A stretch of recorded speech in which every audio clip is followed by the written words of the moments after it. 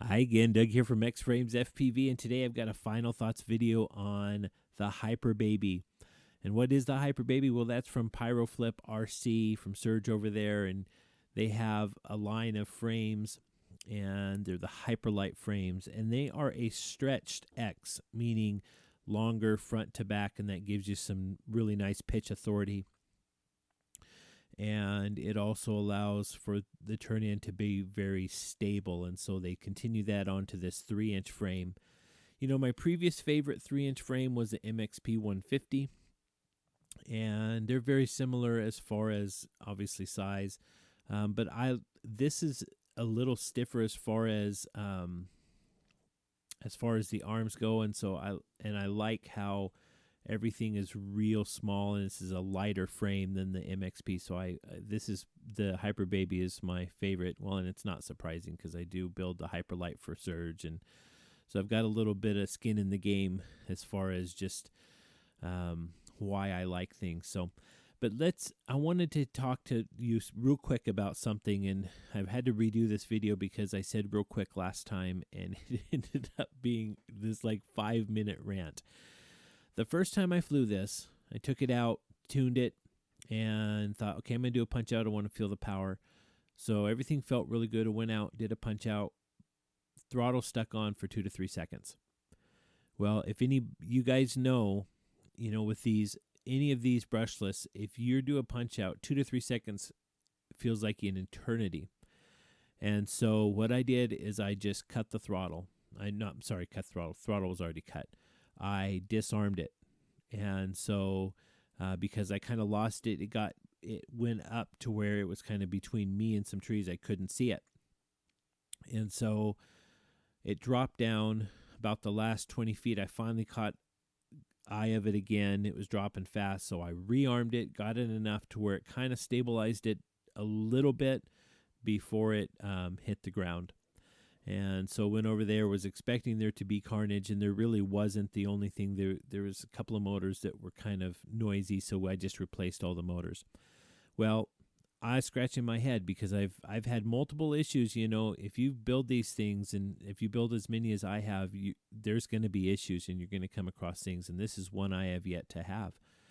And so I was like, what is going on? Well, we put new motors in it, got everything tuned up, reflashed the firmware, just make sure there's no issues there, got everything good and set there, just went through the whole process, recalibrated, did everything just to make sure, let's get everything the way it so we know we're kind of starting at zero. So if there was a little bug in there, let's, went out, and I just thought, okay, Ray, this is the guy that helps me out. I said, I'm going to put some leather gloves on, put my shooting goggles on, and we can go out and, you can hit the throttle a couple of times while I'm holding it, and we can see. He did that, and it did it again. So we were able to have every time we hit the throttle for more than like a second, it would just stay on. So we came in, Ray looked on the computer, did a search, and sure enough, there's other people that are having the same problem, and it comes down to this little guy. And this is the FlySky A8S. This is an iBus and S-Bus receiver. Super tiny, and you can see, there's one finger. I have big fingers, but, it's still really small. And I was excited to get these because I thought these are going to be great for these smaller builds. Well, issues. Other guys are having the same issues. Some of the guys were able to fix the issue by wrapping them in aluminum foil. And I'm not willing to do that because I don't trust that kind of fix long term, because that stuff can just easily come apart, or I don't trust it. So these will not be going in any of my brushless builds.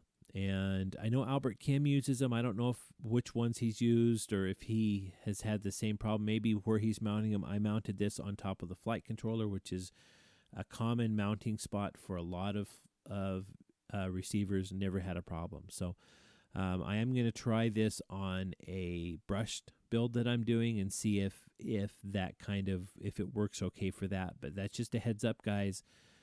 Be careful with these little A8Ss. They're cheap as chips, as they say, across the pond. But you know, this was almost a complete loss. If I wouldn't have seen it before it came down and able to kind of rearm it and get it to level out, it would have been a complete loss for sure, because it was on concrete. So let's get back to the actual drone here.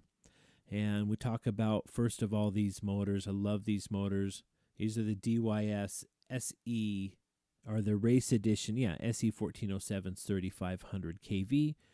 We're running the Spedix ES20 ESCs, super small. Guys are running these in full size. It doesn't matter. They're have plenty of. They can take plenty of 2206 motors, and so a lot of guys are actually racing with these. But you can see here the receiver that we had to go with is the IA6c,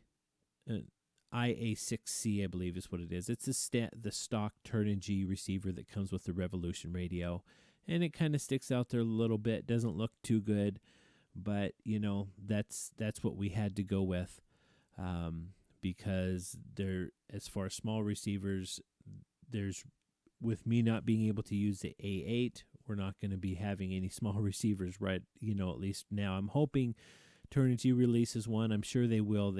Because the radio has become a popular radio. So let's continue on here.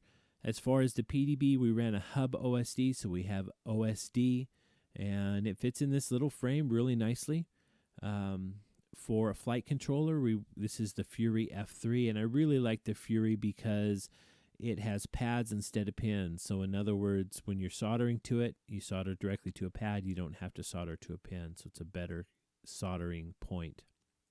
As far as VTX, this is running the Foxier. This is the TM25. This is they call it their switcher, and it can switch from 25 up. And so if you're flying indoors, it's great. You can drop it down to 25. If you're racing, you can put it up to 200. And then if you're flying by yourself, you can go even above that. As far as camera, this is the Runcam Eagle. Beautiful camera. This is a really, really vibrant camera. If you want something that it's not HD, but it has that kind of crispness to it, these are great. They're a little spendy. They're like $50, but it's a great camera. And then as far as the antenna, this is a RaceBlade antenna. And so other than that, it's pretty all straightforward. I really like, again, with these frames, you've got your tie down for your XT60, which holds it in place. You've got your mount for your antenna, and it just makes everything just stay where it should. And so we did go out yesterday and got a little bit of video with it. Flying, and I'll cut to that now. Again, guys, I apologize for the quality. I thought I had the goggle thing straightened out, but it came back again. The problem came back again. So we're going to go ground station from here on out. But at least you can kind of get an idea of what it does. So I'll cut to that, and we'll be right back. Okay, well, here we go, and this is Ray's first time flying this Hyperbaby, and it's also his first time using the Evolution radio, so nice little punch out there. See, he gets some altitude pretty quickly.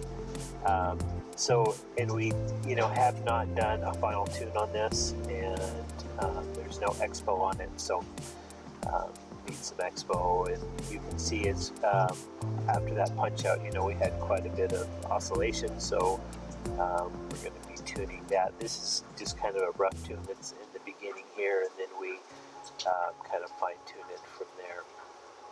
But he had a lot of fun with it. Nice roll, recovers really quickly from the roll. And apologize, guys, if there's for the noise in the background. It's actually raining here in California. I love the rain so much that I've got the shop door open so that I can hear it. So that's what you hear in the background. So we had a lot of fun with this. He's going to do kind of just some straight line stuff here so you can get an idea of its speed. And this is deceptively long. It looks shorter than it is, but this is a long kind of area here. They actually use it for like a parking lot for certain events here at Old Melbourne Park. So that's really about it. There's another roll. We had a lot of fun with it. I think from here on out, we're going to try, like I said, a base station and maybe go to a GoPro. So back to the studio, as they say.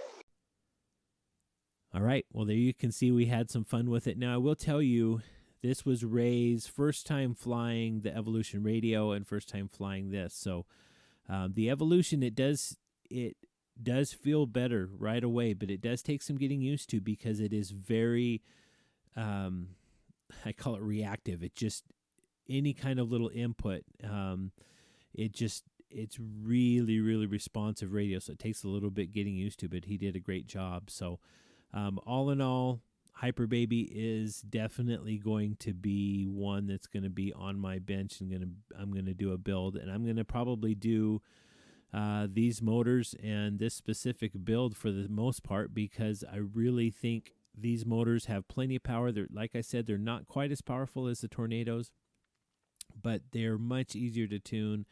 And what it does is it gives you this fun time of flying. It's not crazy fast, plenty fast for you to do whatever you want to do. Get you out of trouble if you're coming down, and coming under a tree and you see a limb or whatever, and you can punch it out. There's plenty of power for that.